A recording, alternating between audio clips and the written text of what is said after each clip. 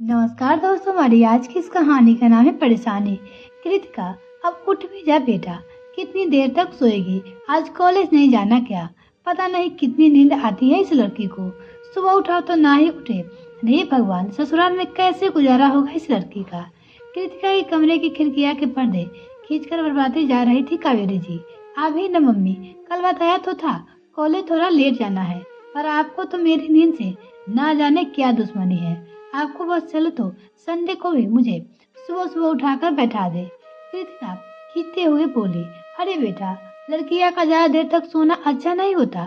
शुरू से ही आदत डाल लेगी तो ससुराल में ज्यादा परेशानी नहीं होगी। समझाते हुए बोली कावेरी जी। लो आप भी फिर शुरू हो गई। बात कोई भी हो, आपका ससुराल पुरान पहले से ही शुरू हो जाता है। बाथरूम जाते हुए कृतिका बोली, कृतिका कावेरी जी और राघव जी की छोटी बेटी है, जो कि एक कॉलेज में लेक्चर है। घर में जितना लापरवाह और मसमैला दिखाई देती है, अपने स्टूडेंट के बीच उतनी ही अच्छी टीचर है। बेटा राहुल कॉलेज में पढ़ रहा है। बड़ी बेटी श्वेता की शादी के बाद उसी शहर में रहती है। कृतिका बेटा, जरा मटर तो छील दे, पोहे में डालनी है। मैं तब तक तेरे पापा का टिफिन तैयार कर देती हूँ। कृतिका को मोबाइल लेकर बैठा देखकर कावेरी जी बोली, मैं आपको बैठी अच्छी नहीं लगती क्या? मुझे देखते ही आपको कोई न कोई काम याद आ ही जाता है। राहुल को क्यों नहीं जगाया? वो अभी तक सो रहा है। मटर की टोकरी उसने सामने रखते हुए कावेरी जी से बोली कृतिका, नाश्ता बन जाए तो उसे भी उठाती हूँ। तुझे तो पता है कि कितनी रात तक पढ़ रहा था बेचारा। माँ अपने बेटे के लिए बोलती है। बेटे के पक्ष निमित्त कावेरी जी बोली। राघव जी के ऑफिस जाने के बाद कृतिका और राहुल को भी अपने कॉलेज चले गए। सबके जाने के बाद कावेरी जी बिखरा हुआ घर ठीक कर रही थी कि श्वेता का फोन आ गया। बताने लगी कि घर के सारे लोग किसी के शादी में गए हैं। छोटी ननद का कल एग्जाम होने की वजह से वो भी उसके साथ घर पे ही रह गई है। उसे कॉलेज छोड़कर कल उनसे मिलने घर आई हूँ। बेटी के घर आने की बात सुनकर वो खुश हो गई। अरे वाह, बड़ी अच्छी खुशबू आ रही है। क्या कुछ बना रही हो माँ? शाम को कॉलेज से आकर घर में घुसते ही रसोई में आकर कृतिका बोली, कल श्वेता आने के लिए बोल रही थी तो सोचा था थोड़ा शक्कर-पारे और मठरी बना लेती हूँ। उसे बहुत पसंद है मेरे हाथ की। जरा चक्कर तो बता कैसी बनी है। कावेरी जी प्लेट उसकी तरफ बढ़ाते ही रह गई और वह एक मठरी मुंह में रखकर रसोई से बाहर आकर चहकते हुए बोली, अरे वाह, फिर तो कल बड़ा मजा आएगा। दीदी से खूब गप्पे मारूंगी। वैसे कल मेरी छुट्टी है। रुको, मैं चेंज करके आती हूँ, फिर चाय के साथ आराम से खाऊंगी। आपको कुछ बताना भी है। कहते हुए अपने कमरे की तरफ चल गई कृतिका। हाँ तो क्या बताने वाली थी तुम?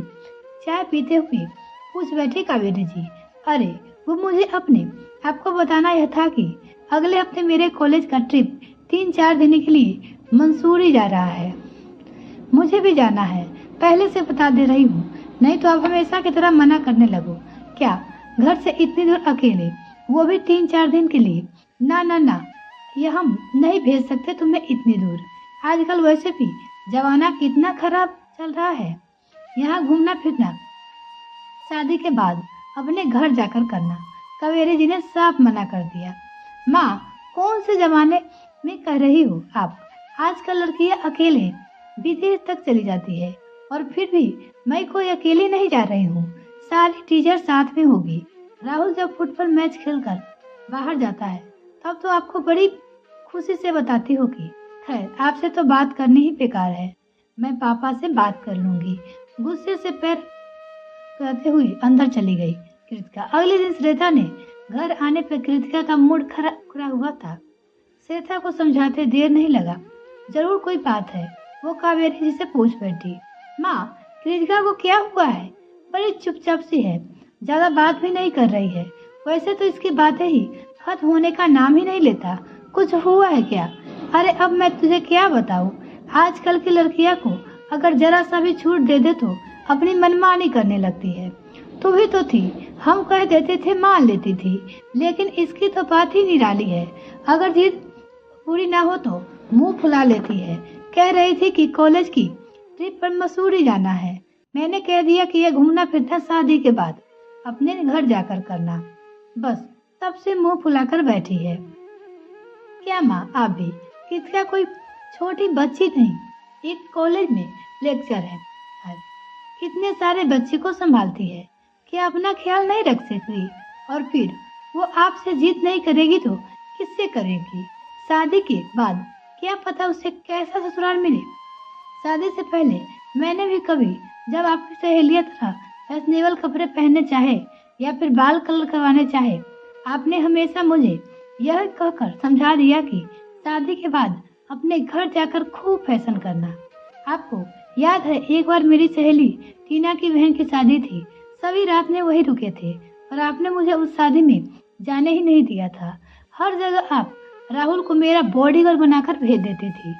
मैं भी यही सोचती थी कि शादी के बाद ससुराल जाकर अपने सारे अरमान पूरी करूंगी, और शादी के बाद पता चला कि असलियत कुछ और ही है। हनीमून पर जाने का टाइम आया तो पापा जी की तबीयत खराब हो गई। उसके पास 2 साल हो गए, कभी कोई जिम्मेदारी कभी कोई काम निकल आया। आज तक कहीं अकेले हम दोनों बाहर घूमने नहीं जा पाए। बाल कटवाने चाहे तो मम्मी जी ने नहीं कटवाने दिए। उन्होंने बहुओं के बाल खोलकर करना पसंद नहीं है। एक बार समीर के साथ बाहर जा रही थी तो जींस पहन ली तो मम्मी जी ने इतनी बातें सुनाई। उन्होंने कहा कि ये तुम्हारा घर नहीं ससुराल है, हमारा यहाँ की बहू ऐसे कपड़े नहीं पहनती। उसके बाद आज तक जींस को हाथ तक नहीं लगाया। वो अपनी मम्मी से कह रही थी, मायके में कह दिया जाता है कि ससुराल में जाकर अपना शौक पूरा करना। ससुराल में अपनी मर्जी चलाने की कोशिश करो तो सुनने को मिलता है कि ये तुम्हारा मायके नहीं। मुझे तो समझ में नहीं आता कि आखिर हमारा घर कौन सा है। क्या कोई ऐसी जगह है जहाँ हम अपनी मर्जी से रह सके, अपनी मर्जी से कपड़े पहन सके, घूम फिर सके? आप भी बताइए माँ, अगर माँ बाप की बेटी पर विश्वास नहीं करेंगे तो उसे अपने सपने पूरे करने की इजाजत नहीं देंगे तो ससुराल वाले से उम्मीद भी क्या कर सकते हैं? बिल्कुल सही कह रही है बेटी, इस तरह तो मैंने कभी सोचा ही नहीं। मैं तो हमेशा से जो देखती सुनती आई थी वही कर रही थी। मुझे माफ कर दे, तेरे साथ जो किया सो किया, अब कृतिका के साथ नहीं करूँगी। वह जितने दिन भी मेरे पास है अपनी मर्जी से जिएगी, क्योंकि ये उसका अपना माँ बाप का घर है। तो जाकर बता उसे कि वो भी मसूरी जा रही है। तब तक मैं तेरे लिए खाने को कुछ लाती हूँ। रसोई की तरफ जाते हुए कावेरी जी ने बोली। ये कहानी आपको कैसी लगी कमेंट सेक्शन में लिखना ना भूले। इसी तरह कहानी पढ़ने के लिए जुड़े रहे हमारे साथ। अगर आप और भी कहानी पढ़ना चाहते हैं तो मेरे चैनल पर अपलोड है, वहाँ से जाके आप देख सकते हैं। तो अगर मेरे चैनल को अभी तक सब्सक्राइब नहीं किया तो प्लीज़ मेरे चैनल को जल्दी से सब्सक्राइब कीजिए, साथ में बेल आइकन प्रेस करें ताकि मेरी कहानी की वीडियो का नोटिफिकेशन सबसे पहले आपको मिल सके। धन्यवाद।